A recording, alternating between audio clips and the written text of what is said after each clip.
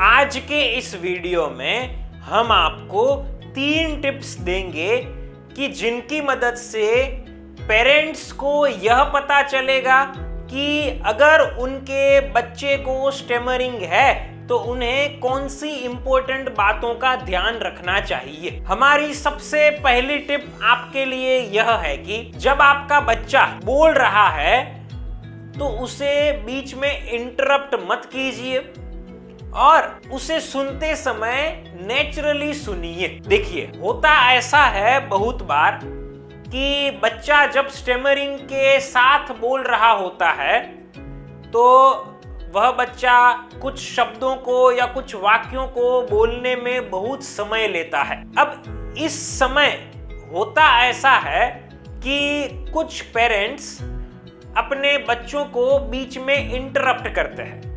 Interrupt करते मतलब या तो पेरेंट्स अपनी बात शुरू कर देते हैं या फिर वे बच्चों की बात को पूरी खुद ही कर लेते हैं। तो अब यहाँ पर हमें ऐसा नहीं करना है।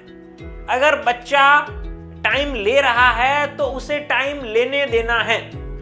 पेरेंट्स को यहाँ पर धैर्य रखना चाहिए। अगर हम बच्चे को बीच में ही रोक देंगे और हमारी बात शुरू कर देंगे या फिर उनकी बातों को हमारे सेंटेंसेस से खत्म कर देंगे तो यहाँ पर हम बच्चे को ऐसा महसूस करा रहे हैं कि बच्चा जैसे बोलना चाहिए वैसे नहीं बोल रहा है। तो वैसा महसूस उसे नहीं होना चाहिए। बच्चे को जितना टाइम लगता है उतना लगने देना चाहिए। आपको पेशेंस रखकर सुनना पड़ेगा। ऐसा भी देखने को मिलता है कि बहुत बार पेरेंट्स सुनते समय अपनी बॉडी लैंग्वेज को चेंज कर देते हैं। मतलब कि बच्चे को अगर टाइम लग रहा है बोलने में और पेरेंट्स के पास धीरज नहीं है तो वे अपनी बॉडी लैंग्वेज से ऐसा दर्शाते हैं कि हम तो बोर हो रहे हैं। तो हमें हमारी बॉडी लैंग्वेज से वैसा नहीं उन्हें दिखाना है कि हम यहाँ पर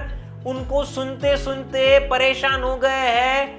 वो उनको फील नहीं होना चाहिए, क्योंकि अगर उनको यह फील होगा तो वे लोग डीमोटिवेट हो जाएंगे और हमें उनको डीमोटिवेट नहीं करना। तो आपको ध्यान रखना है कि वो लोग जितना भी टाइम ले रहे हैं उन्हें नेचुरली सुनो। आपको वैसे ही आपके बच्चों को सुनना है कि जैसे आप अन्य लोगों को सुनते हैं। तो ये मेरी तरफ से पहली टिप आपके लिए है कि जब आप बच्चे को सुनते हैं तो उसे बीच में मत रोकिए, उससे पूरा करने दीजिए जो वो बोल रहा है वह, और आप उन्हें नेचुरली सुनिए। वैसा महसूस मत कराइए कि आपके बच्चे को बोलने में कोई समस्या है। अब पेरेंट्स को जो दूसरी बात ध्यान में रखनी चाहिए अगर उनका बच्चा हकलाता है तो वह है कि आप अपने बच्चे को बोलना इंप्रूव करने के लिए मदद कीजिए और आपके बच्चे को जैसा वो है वैसे स्वीकार कीजिए। मैंने मेरे वीडियोस में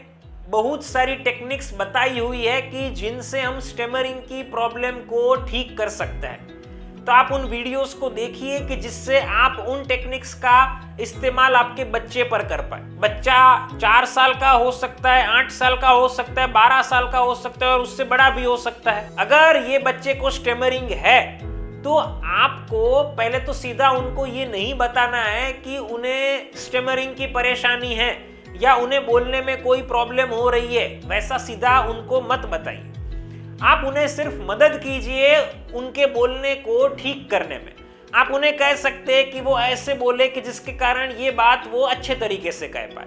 और यकीन कीजिए दोस्तों, मैंने इस्तेमाल की हुई है ये टेक्निक्स बच्चों के ऊपर और वर्क करती और बच्चे ठीक हो जाते हैं।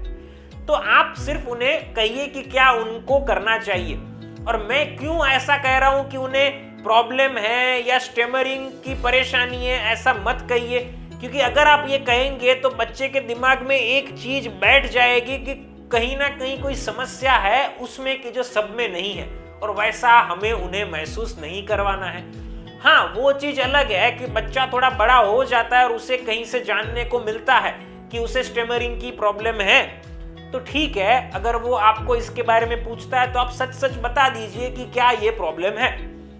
लेकिन आप सिर्फ सॉल्यूशन के ऊपर काम करने का प्रयास कीजिए जब तक हो सकता है तब तक। इसके अलावा आपका बच्चा स्टेमरिंग करता है, लेकिन है तो आपका बच्चा ही, आप भी जानते हैं, मुझे पता है। लेकिन कभी कभार क्या होता है कि पेरेंट्स बच्चे की यह प्रॉब्लम के कारण बहुत परेशान हो जाता है कि जिसके कारण बच्चे को जो प्यार मिलना चाहिए, एक्सेप्टेंस मिलना चाहिए, वो नहीं मिल पाता है। तो आपको यह बात बहुत ध्यान में रखनी पड़ेगी कि आपके बच्चे को उतना ही प्यार मिले कि जितना मिलना चाहिए, एक्सेप्टेंस उसे पूरा मिले, वो भले ही कैसे भी बोलता क्यों ना हो। आपको सॉल्यूशन पर काम करना है क्योंकि बच्चा तो आपका ही है ना। तो ये दूसरी टिप हमारी आपके लिए है कि आप बच्चे की प्रॉब्लम को सॉल्व करने के ऊपर काम कीजिए और बच्चा जैसा है उसे स्वीकार कीजिए, प्यार कीजिए। अब तीसरी और आखिरी बात, अगर आपका बेटा या बेटी स्टेमरिंग करता है तो उनके लिए, और वह है कि आपके बच्चे का कभी मजाक मत उड़ाइए, और अगर कोई और उड़ाता है तो उन्हें स्ट्रिक्टली कह दीजिए। ऐसा भी देखने को मिलता है कुछ घरों के अंदर कि अगर बच्चा स्टेमरिंग करता है तो पेरेंट्स उसके ऊपर हंसते हैं या अन्य परिवार के सदस्य उनके ऊपर हंसते हैं। तो मजाक नहीं उड़ाना है। अगर आप मजाक उड़ाएंगे तो उसको तो अंदर दर्द ही महसूस होने वाला है ना। हो सकता है कि बहुत छोटा हो तब उसे ये महसूस ना हो, लेकिन थोड़ा बड़ा होगा तो उसे ये फील होगा। तो आपको मजाक नहीं उड़ाना है, आपको यहाँ पर उसे मदद करनी है कि जिससे वह अपनी प्रॉब्लम को सॉल्व कर पाए। साथ साथ अगर कोई बाहर के व्यक्ति मजाक उड़ाते, मान लीजिए उसके कोई क्लासमेट है या फ्रेंड है या कोई पड़ोसी है या कोई अन्य जान पहचान वाले व्यक्ति है, तो आपको उन्हें स्ट्रिक्टली कह देना है कि यह परेशानी है और इसका मजाक ना उड़ाए। उनको स्ट्रिक्टली कह देना पड़ेगा ताकि आपके बच्चे को हर्ट फील ना हो। तो ये बहुत जरूरी है बच्चे को मोटिवेटेड रखने के लिए और प्रॉब्लम को सॉल्व करने के लिए। तो ये हमारी तरफ से तीसरी टिप आप लोगों के लिए थी। तो इस तरह से हमने आपको 3 टिप्स दी कि जिन्हें फॉलो करके आप अपने बच्चे की स्टेमरिंग की प्रॉब्लम के ऊपर काम कर सकते हैं। दोस्तों, अगर आप ऐसा चाहते हैं कि आप अपने बच्चे को फ्लुएंट स्पीकर बनाएं, तो आप आपके बच्चे को हमारे online live stammering solution course में एनरोल करवा सकते हैं। नीचे दिए गए नंबर पर आप हमें अभी कॉल कीजिए, मैं आपसे पर्सनली बात करूंगा, आपकी सारी प्रॉब्लम्स और रिक्वायरमेंट्स को सुनूंगा और समझूंगा और आपके बच्चे को पर्सनल ट्रेनिंग देकर एक कॉन्फिडेंट और फ्लुएंट स्पीकर बनाऊंगा।